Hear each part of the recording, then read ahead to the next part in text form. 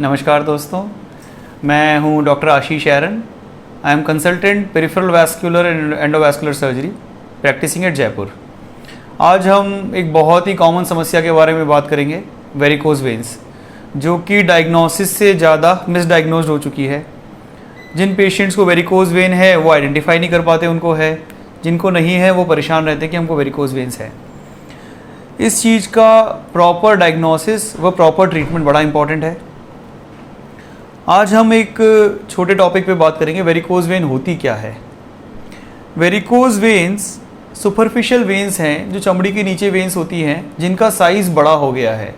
Normal size होता है 2 to 3 mm, ये साइज़ बढ़ के 4 mm, 5 mm, 6 mm, 10 mm, 12 mm, 3 centimetre 5 centimetre तक वेरिकोज वेन्स का साइज़ बढ़ जाता है।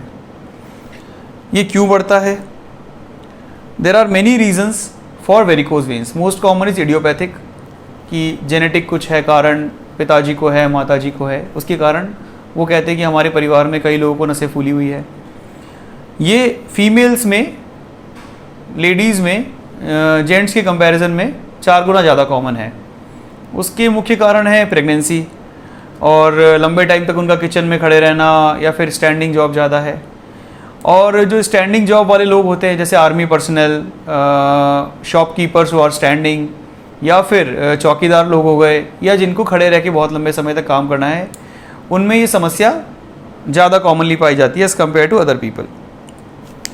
जो बेसिक पैथोलॉजी है वेरिकोज वेन्स की, जो हमारे शरीर की संरचना है उसमें वीनस ड्रेनेज के 2 सिस्टम बनाए हुए हैं लेग्स में।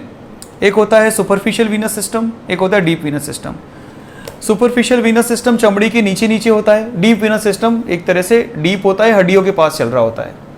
डीप वीनस सिस्टम एक हाई प्रेशर सिस्टम होता है, सुपरफिशियल वीनस सिस्टम एक लो प्रेशर सिस्टम होता है। और इन दोनों को कनेक्शन होता है कई जगहों पे। मेन 2 जगह होती है, सेफेनोफेमरल जंक्शन जो कि हमारे जांग के यहाँ होता है, और सेफेनोपोप्लिटियम जंक्शन जो कि घुटने के पीछे होता है। इसके अलावा भी कई सारे कनेक्शन होते हैं जिनको हम परफोरेटर्स बोलते हैं, परफोरेटर कम्युनिकेशंस।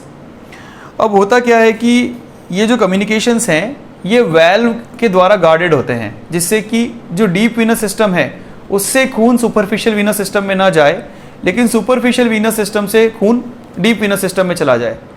लेकिन इन वेल्व्स की खराबी की वजह से, या फिर नसें कड़क हो जाने की वजह से, प्रीवियस डीवीटी हो जाने की वजह से ये वेल्व ठीक से काम नहीं कर पाते। तो जो डीप वीनस सिस्टम का प्रेशर है वो अब सुपरफिशियल वीनस सिस्टम में रिफ्लेक्ट होने लगता है, और इसके कारण सुपरफिशियल नसें उतना प्रेशर नहीं झेल पाती और वो मोटी हो जाती है, चमड़ी के नीचे दिखने लगती है, पिगमेंटेशन होने लगता है, अल्सर बन जाते हैं, उनमें से खून बहता है, पैर मोटे हो जाते हैं, शाम तक सूजन आ जाती है पैरों में, और ये सारी समस्याएं पेशेंट्स को होने लगती हैं। तो बेसिकली वेल्व्स की खराबी की वजह से जो सुपरफिशियल वीनस सिस्टम है वो डीप वीनस सिस्टम का प्रेशर झेल रहे होते हैं, और वो उसको न झेल पाने की वजह से सुपरफिशियल वेन्स हमारी डायलेट हो जाती है और वेरिकोज वेन की समस्या होती है। धन्यवाद।